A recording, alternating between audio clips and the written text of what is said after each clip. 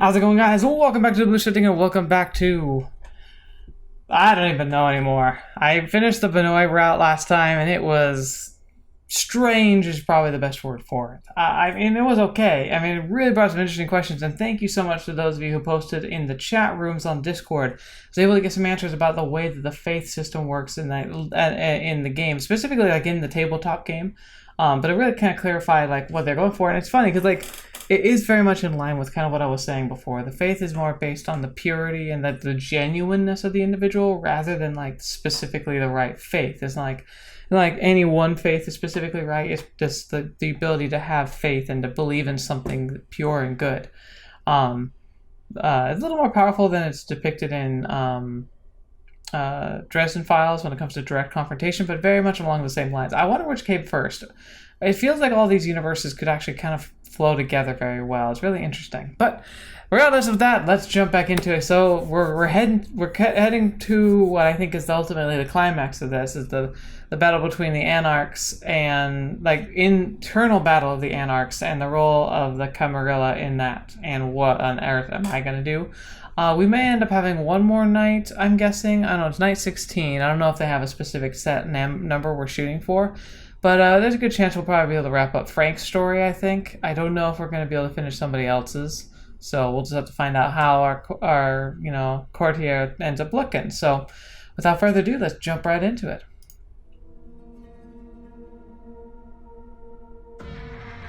Ooh, sounds interesting. You wake up. This is not your haven. Oh, that's terrifying. It's a cramped space. You try to move your arms and find they are tied to your body. You can barely bend your legs. When you try to stretch your neck, you hit the cold ceiling. Well, we were captured by mortals then. You can't quite believe it, but this is a coffin, or something close enough to it. It vibrates slightly, but you can't hear any sounds coming from outside. It's entirely dark. Let's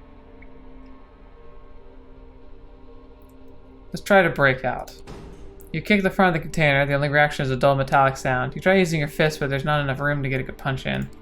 Seems pretty hopeless. Some more tries? Nothing. This is bad. Suddenly, the container has moved slightly. A moment of silence. An indistinct male voice shouting, a muffled shot. Silence again. The lid comes off. What the? Oh, hey, Hope! Hey, you. Yes! We got our courtiers here, so this must be the climax then. Do we have them? Okay, let's get out of the F out of here. Seeing their faces is surprising, even more so in these circumstances. However, you realize the imminent danger and follow your companions out of the car and down a street into North Brox. The van has crashed into another car, a familiar face, that of Kaiser's school. Jackie stumbles out of the wrecked sedan and sinks his way into the darkness before you can call after him. The three of you jog away toward the line of trees and take shelter under some branches, just as you hear a chopper approaching. The searchlight illuminates the wrecked van and moves toward you. Uh-oh, keep a low profile and hold your fire. Hold your fire, Protect. You know things are serious because Hope pockets her phone, then she disappears from sight. You look to Agathon, who seems to be fiddling with a pocket mirror. He breaks it, suddenly disappears from sight. You're left alone with just seconds to make your move before the spotlight finds you. Well... seems that now is the time for the powers. Dash into the park. You take off before the light can reach you. Just a single dash, you find a small overgrown mound beneath an old tree. You realize you don't have to run that far. The searchlight passes through where you were standing just seconds ago, but doesn't actually reach much further into the park. The helicopter flies on, the searchlight frantically moving through the vicinity as your companions once again appear in your proximity. The team's in position, the perimeter's clear. Let's get moving before the Inquisition shows up again. Oh, fetch! We were hit by the Inquisition! Wait, the SI? Wait, the Second Inquisition? What do they have to do with anything? Agathon, feel free to fill them in while I keep an eye out for our ride, okay? The Second Inquisition. They raided your haven, immobilized you, and were planning on taking you upstate to a secure facility. For further examination, I'm guessing. Kaiser let me know that you were in trouble. What about Sophie? Is she safe? If they hit my haven, then what about Sophie? Is she safe? I spoke to the High Regent last night, and she'd have probably mentioned it if something happened to your patron. Oi! Time's up. Time out. The cavalry's here. Never had a chance to peek into Kaiser's limo. I hope the old fart has a good idea for a moving data fortress because I'm about to steal them. Kaiser's familiar car stops nearby, and the back door opens. Your allies usher you inside and join you. Being inside the mobile fortress never felt like a relief until now. Well, that escalated quickly. Hey, fledgling, miss me? Yeah, actually. I kind of did. Oh, that's so sweet. I hate to break it to you, but I didn't take a sudden liking to you. I'm here on business. You are here now, only because I told your buddies that you're neck deep in crap. The van you were in, a one-way ticket to Hurtville, Pennsylvania. I broke you out as a favor. Now you owe me. Big. Hope snorts. What's so funny, Jester? Hurtville, Pennsylvania. What, you like it? Yeah, it's literally the funniest thing I've ever heard. Is there a Usenet where you workshop these bits with other ancient demons? Can I get in? Everyone's a critic. How did you know? How the heck did you know the SI broke into my haven and took me away? Is that a piss-poor attempt of an insult, fledgling? I've kept eyes on you ever since that little job you did for me in Nolita. You know, in case I needed you for something else. I had to know your comings and goings. Guess the rumors are true. The old fart is surprisingly good at keeping up with the information flow in the city, despite his age. Probably at the top 3. Gee, thanks, sugar. To be fair, you're probably in the top 10. He grins with what you assume is the lurcherous smile. Hope seems only momentarily insulted by the top 10 remark. I have a good idea of what the SI hit you, Protag. Not that there aren't tons of good reasons for it. Might have been one of these for instance. The screens in Kaiser's car flicker, and each of them now shows a short-looped clip. It's you getting into a fight, feeding using one of your powers. Oh. You haven't exactly kept a low profile, fledgling. I get it. You're new to this. You didn't know better, yada yada yada. The fact is, the SI has tons of this stuff. Security camera footage, YouTube videos posted by onlookers, social media posts from victims, you name it. Like I said, though, I don't think any one of these did you in. Slip-ups happen. Well, except for the fact of Masquerade violations, and I wonder if I'm getting a different ending because I fed too much. Like, is it possible to get through this game without feeding at all? But that's not really my style. I think I'd be pretty much embracing everything if I did it. The reason I need you walking and talking, Protag, is to test a hypothesis of mine. For that, I need you to finish what you were tasked to do. So first things first. Here. He hands you a phone. The number's already been dialed. You hear the tone. Somebody picks up. Who is this? It's me, Sophie. It's me, Sophie. Protag, are you okay? They're fine and dandy. Kaiser, what are you doing on this line? What do you think? It's my phone your protege's using. So keep that snappy. Operating a secure network ain't cheap. Come on, Protag, spit it out. I got captured by the SI. Listen, I got captured by the Second Inquisition, but I'm fine now. SI? That's what I feared. Listen, the plan. We need you to do it tonight. But if the Inquisition's involved and you broke out, they'll be looking for you, so we can't meet in public. I have a place in mind, but... Kaiser, are you still listening? What'd I tell you if I wasn't? Protag, call this number from where you visited from before last we spoke. I'll come pick you up. She hangs up. And that's that. Riddles, secrets. Can a girl get a hint here? I'm more interested in what our next move is. Your next move is keeping your butts seated in a luxury vehicle while our mutual acquaintance continues with their night. My intel is worth damn. Your next stop, Protag, is right about here. The car comes to a stop and the door opens. Outside you see the street lined with solids and stripes. Torque's pool pub. Well, you need me to kick you out? What about my companions? What about Hope and Agathon? What about them? They're staying right where they are, and we're going to have a little chat after we're done. I'm sure they'll find their way back to their havens just fine. The clock's ticking. I think I know what Sophie wants to do tonight. If I'm right, tonight's the last chance you've got. If you want to say bye to your buddies before you go, that's fine by me. But that schedule of yours is pretty hectic, so you better do it now and scram. Thank your companions for help. Fetch? Yeah, no, they came through. You thank both your companions for their assistance. Without them, you wouldn't be here now. Kaiser makes a gagging gesture and urges you to step out of the car. You turn around and make your way to the bar. The door closes behind you and Kaiser's limber starts moving again. You hope your companions won't have to pay too high of a price for helping you. The Solids and Stripes is pretty much abandoned tonight. The only bartender is one bleary-eyed local watching the old Bogart movie in the bar screen. You have to use the phone and call Sophie first. Yes. What's the plan? I'm here. What's the plan? We're on our way. Notify Torque if he's not there. We need to talk as soon as possible to move quickly. She hangs up. You tell the bartender to notify Torque, just like the Anarch leader mentioned you should, and then makes a short call. You only hear somebody pick up and no words exchanged. The owner's on his way right now. Can I get you anything while you're waiting? No, thank you. No, thanks. The bartender nods politely and gets back to his business. Torque comes in 10 minutes later without Mia. He tips his hat to you, puts his hand on the bleary-eyed patron's shoulder, and says something to him under his breath. They both laugh. Marty, how's the night going? Quiet, sir. Just how you like it, huh?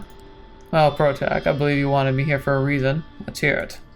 You're about to tell him what brought you here when the door of the bar opens and Sophie walks in, all splendor and charisma. The patron's eyes are now glued to her, and so are the bartender's.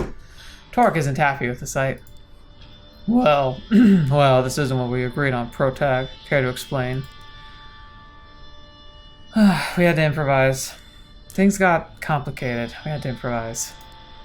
Pleasure making your acquaintance. I believe Protag already told you why I'm here. Not in any detail. The circumstances of our meeting were supposed to be different. So, Miss Langley, tell me why I shouldn't ask you to leave and kick out your protege while I'm at it. You will like what I have to say. Yeah, I've heard that line 100 times, but 99 of those end with somebody getting hurt. That's not something I'm in the mood for tonight. You're wasting time. There's a unique opportunity we should take advantage of, and we only have an hour or so to discuss it before it'll be time to act. My driver is waiting outside. Wait a gosh darn minute. First of all, I'm not going anywhere without Mia. That was the deal. Second, Protag was the one who's supposed to do driving, not your servant. Both served me, so really it's a little difference. The circumstances changed and we had to adapt. Don't be stubborn. Foolishness does not suit you. I have a secure spot in mind where we can talk. I'll stop you right there. Torque is seething, but he's keeping a lid on his anger. His voice barely changes. My conditions were clear, the way I heard it. The way I hear it, you want to break each one of them. I see no reason to agree to any of this. I believe I'll be staying put tonight. You have places to be, yes. Torque, you're throwing away the only chance you have at challenging Callahan. Don't be a fool. The lid comes off. Call me a fool one more time, woman. This is not the only thing I'm going to be throwing.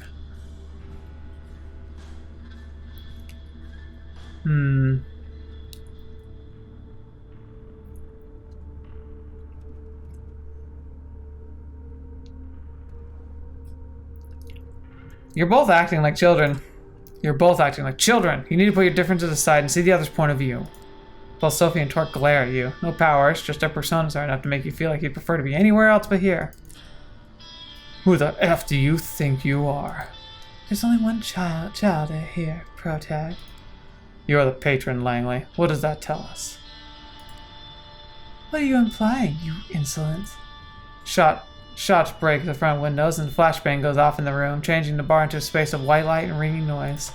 You feel somebody tugging at your back and are thrown behind the bar. More shots ring out, bottles break, the TV shatters in pieces and the wood bar splinters. Your sight comes back, but you think you've gone deaf because suddenly the room's silent. You see Torque beside you and Marty, the bartender, bleeding out on the floor. You look over the bar. Sophie standing there, her dress partially tattered, a visible hole in her leg. She's like the heart of a supernova, entrancing, unavoidable, beautiful, and terrifying. In front of her are 8 operatives looking like private military forces, just standing there, paralyzed by Sophie's magnificence. Torque, you still there? Yeah. Would you kindly show your guests some hospitality? Sure thing. The Anarch is gone in a blink of an eye, and he reappears next to one of the soldiers. The armor-clad operative's head disappears in a puff of blood and bone. The same thing happens the second, the third. You hear the radios go off, the other soldiers, a panicked voice pleading them to wake up. The fourth head pops, the fifth. They finally realize what's happening, but it's too late. The sixth man is beheaded by what you now see is just Torque's bare-fisted punches. Fetch, man. Torque stops by the seventh man, rips off something off his neck, and bites down. Sophie walks over to the last and has him kneel in front of her before biting as well. On your right, a man in full body armor emerges from the back door, raising his assault rifle. What the Disarm the soldier. With a rush of speed, you take hold of the soldier's gun. He's too surprised to hold on to it. You tug him to him and shout the first thing that comes to your mind. On the ground, now! A combat knife crashes through the soldier's visor and into his skull. You turn around. Torque is grinning.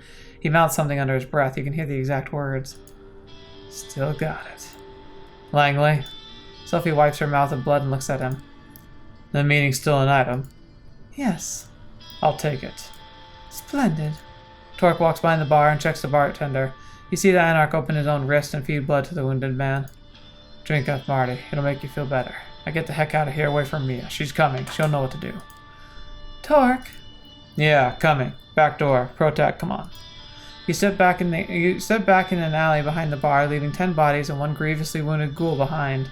Nobody stops you from circling around the block and finding your way to Sophie's car. Gregory drives away casually, as if this was just another late night, not the crowning of a desperate, complicated evening. Fetch! Yep, things kicked off quickly. The sense of irony is just overwhelming. The place where Sophie brought Torque turns out to be the very same apartment in which you were embraced. Okay. Well, that certainly paints an interesting picture. The way she explains it, the vampire who owned it left the city a few years ago and gave away spare keys to a few trusted compatriots. It's been in use sporadically since. Fancy. You like it? I always felt too modern for my tastes, but what's important is that it's secure. As long as nobody followed your car here, or the fledgling. Troubles follows this one wherever they go. Even if that's the case, we have very little time to conduct business here anyway. We'll be leaving soon, I hope. So let's begin. Stay silent. You look at Sophie, excited. Finally, you'll learn what it is you've been working toward for more than a week, and what it is that Kaiser wants you to participate in. I have it on good authority that Boss Callahan is bloodbound to Prince Pinehard. Really? Torque sucks air in loudly. Is that an accusation and a half there, Langley? Got proof? No, but we're just a boat ride away from getting it. What's that supposed to mean? Protag, the address I produced from Kaiser was the meeting spot for Panhard and Baron's regular sharing of blood, and other bodily fluids, if the rumors are true. Wait, Kaiser knew about this? Is there anything that insufferable clump of dead skin doesn't know in this city? He knows things, but only shares them if you pay. Neither the prince nor Callahan can touch him. He's too useful.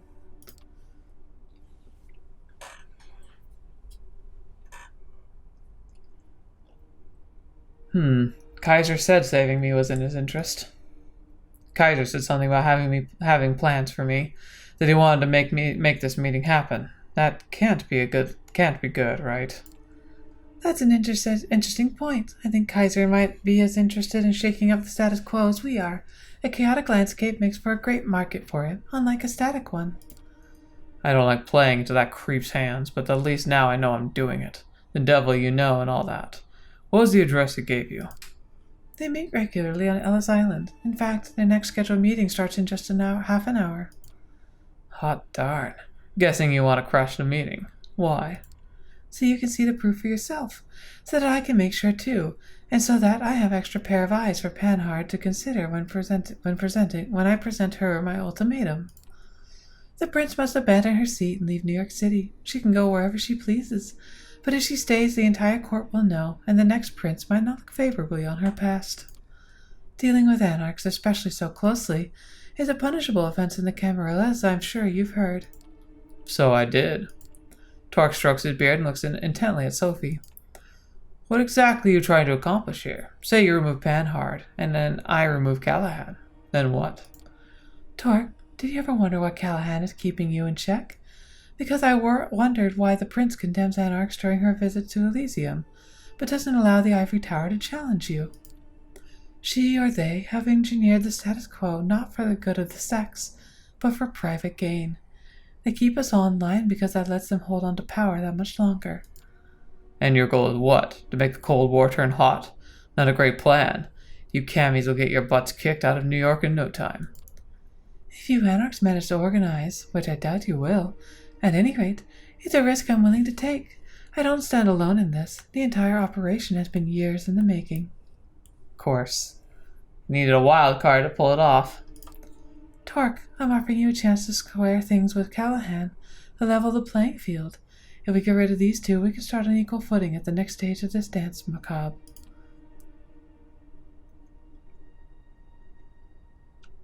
Aren't you copying the same status quo? Wait, isn't this copying the same status quo you're hoping to break? Just another Camarilla Anarch agreement to replace the current one?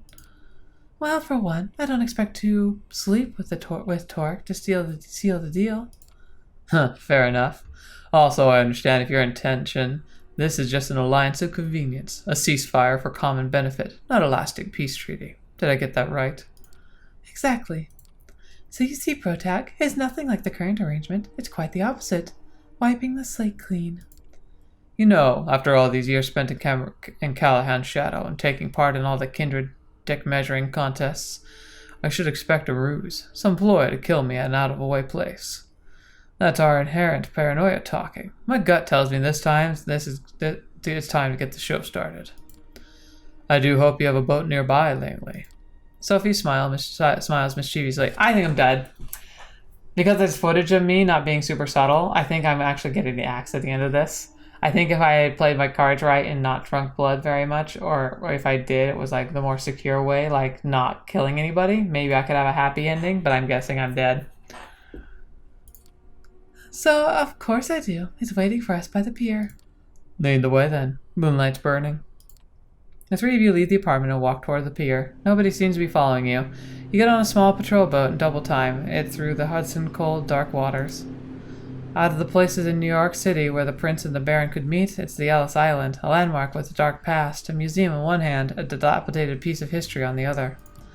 You leave a boat and make your way to the southern part of the island, paying no heed to the renovated tourist attractions on the northern side. You expected some resistance. Night guard, helicopter flying overhead, maybe the NYPD patrol boat? Nothing. The island seems completely deserted. It's clear this sets Sophie on edge. She's moving as quietly and subtly as ever, but you can see that she's eager to reach the particular house in her intel ported out. Torque is following suit, grimly determined, flashing his piercing gaze all over, still clearly uncertain that this isn't some kind of con.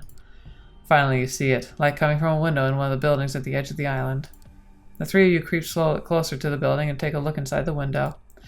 There it is, Callahan kneeling in front of the prince, sucking on Panhard's wrist, both fully clothed, a small blessing. Torque makes his move before Sophie can stop him. He bursts through the building's doors. It all happens very quickly. Torque grabs Callahan by the shoulders and throws him through the still open door.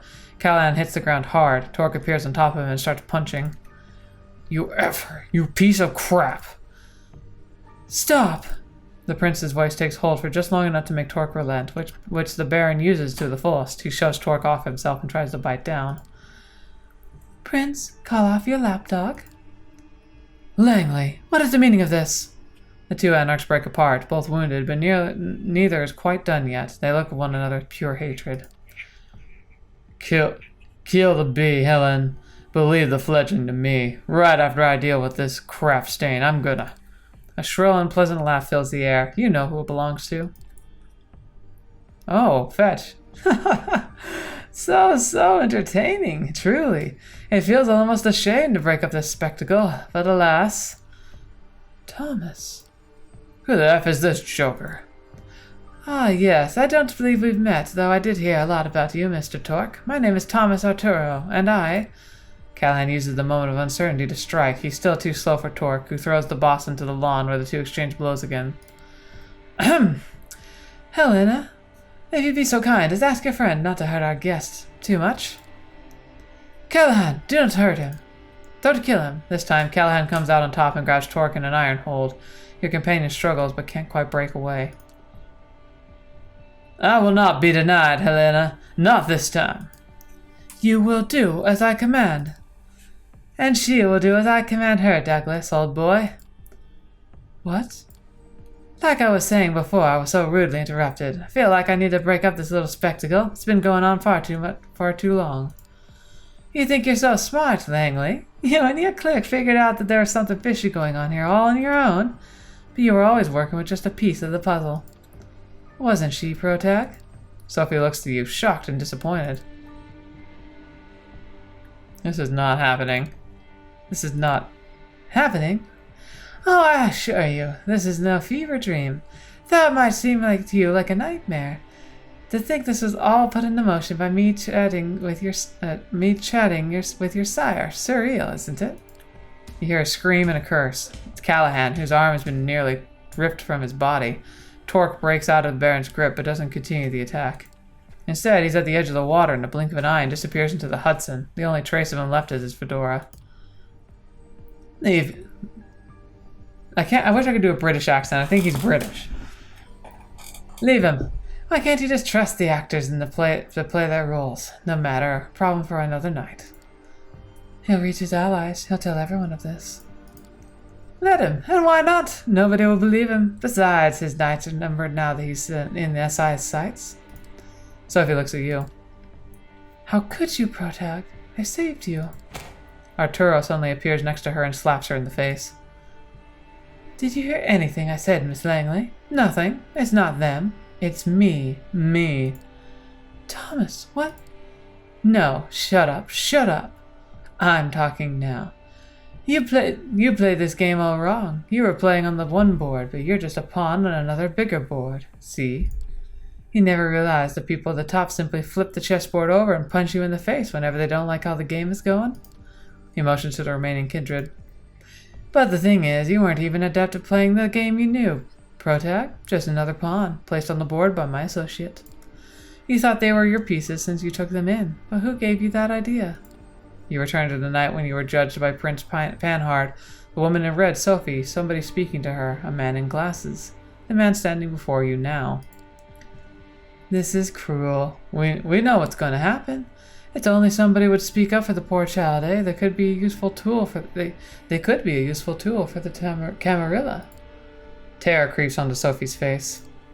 Of course, those are not the words you heard, were they? No, you were already grasping for some opportunity to further your scheme. I put the bait out, and you took it. Hook, line, and sinker. After that, it was only a matter of time before you started using Protag as your errand boy. No one is quite as easy to track and monitor as a naive fledgling who's just learning the ropes. What is it that you want, Thomas? What do I want? Oh boy, the answer's not so simple, but hard to put into words. Unstable stability, cutting-edge tales of thrills and intrigue that push it to the limit, then return you to your tried and tested status quo, gently infallible. A system full of distractingly moving parts which stimulate conflict so convincingly that the users never feel the need to direct their energy toward upsetting the system. Achieving the eternal through the disposable. Building a city that's like a ship of Theseus. Constantly changing its parts, yet always maintaining the same purpose, serving the same goal at all times. A large-scale infrastructure has something like an exhaust system for the spirit. Something that disperses the toxicity around instead of concentrating it in a single place. None of what you're saying makes the slightest bit of sense. Actually, I think it does. He wants the game to be played as an outlet. He wants to keep the status quo, keeping everyone focusing on each other in this endless game of circles, because then, when it comes to the big scale, nobody steps up to become a threat on a larger table. Arturo is momentarily stopped in his tracks. He stares into the sky for a few seconds before a sad grin appears on his face. Spoken like someone who's never really had what it takes to make it in the big leagues. With a theatrical snap of the fingers, he gives the last sentence a sense of finality. Something's changed in the air. A woman's shape slinks behind Sophie's back. Goodbye, Sophie. A person appears behind Sophie. You can't believe your eyes. It's Adelaide Davis, holding her garden shears in her hands. Oh my gosh!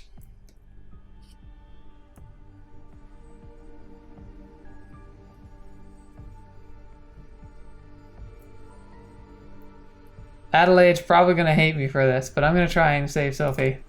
You take off and rush towards Sophie. You only take a few steps before a figure blinks right next to you and pushes you away. Arturo. Oh no. You hear a shearing snip. Sophie's red hair conceals her face, and her head falls separated from her shoulders. Silence. Arturo's unpleasant laughter erupts right next to you. Oh, Protag! Your career is moving at a breakneck pace, moving up and up and up. Let me congratulate you on your promotion. Gonna kill me too? That was the plan, certainly, but I've had a change of heart. Helena, feel free to leave us and take the Baron with you. Thomas, I don't think you should. Shush, you're being jealous. Adelaide, escort the prince and dear old Douglas, please.